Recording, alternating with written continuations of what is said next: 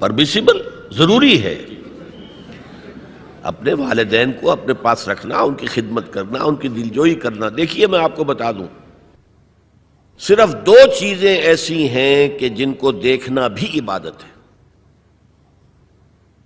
خانہ کعبہ کو آپ طواف نہ کر رہے ہیں، بیٹھے ہوئے ہوں، اس کی تعظیم کے ساتھ، محبت کے ساتھ اسے دیکھیں، یہ عبادت ہے۔ اور بوڑھے والدین کو محبت کی نگاہ سے دیکھنا عبادت ہے۔ اصل میں بڑا سائیکولوجیکل پرابلم یہ ہوتا ہے کہ جب آپ چھوٹے تھے، بچے تھے، تو والدین کی محبت آپ پر مرکوز تھی۔ اب جب آپ بڑے ہو گئے، آپ کی اولاد ہو گئی، آپ کی محبت اپنی اولاد پر جو مرکوز ہو گئی، تو ایک محبت کی پیاس والدین میں پیدا ہو جاتی ہے۔ ہماری اولاد کا مرکز محبت تو کچھ اور وجود میں آ گیا، اور ساس بہو کا جھگڑا بھی اسی وجہ سے ہوتا ہے زیادہ۔ تو اس پہلو سے یہ ہے کہ اگر آپ والدین کو محبت دیں گے اور ان کو محبت بھری نگاہ سے دیکھیں گے تو یہ بھی عبادت ہے۔ ایک اور سوال ہے کہ ہم غیر مسلم کے سامنے یہ کیسے بیان کر سکتے ہیں وضاحت کے ساتھ کہ حضور اکرم صلی اللہ علیہ وسلم نے کئی شادیاں کی تھیں، کبھی یہ بھی کہا جاتا ہے کہ 11 ان کی بیویاں تھیں، کس طرح ہم اس کی وضاحت ان کو کر سکتے ہیں، کیسے اس کا ہم ان کو جواب دے سکتے ہیں؟ جواب دیجئے کہ راجہ دشرتھ کی کتنی تھیں، حضرت داؤد علیہ السلام کی کتنی تھیں؟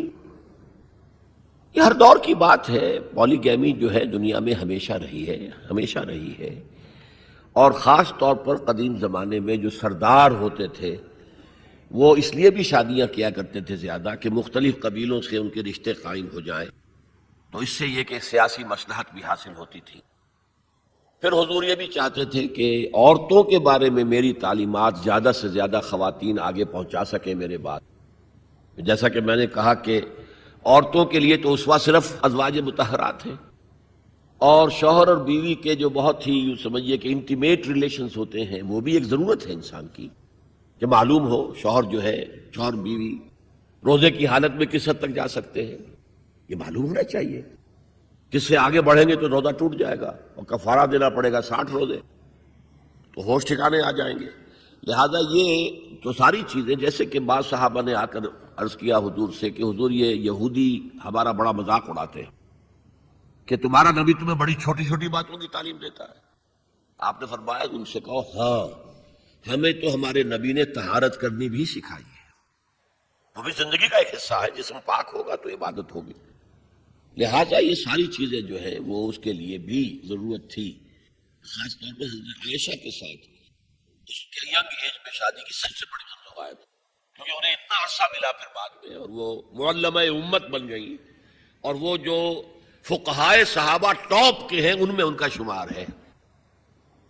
اس اعتبار سے عبداللہ ابن مسعود ہیں، حضرت عمر ہیں، حضرت علی ہیں، یہ ہے فقہائے صحابہ، اور ان میں ہی حضرت عائشہ صدیقہ رضی اللہ تعالیٰ عنہ کا نام بھی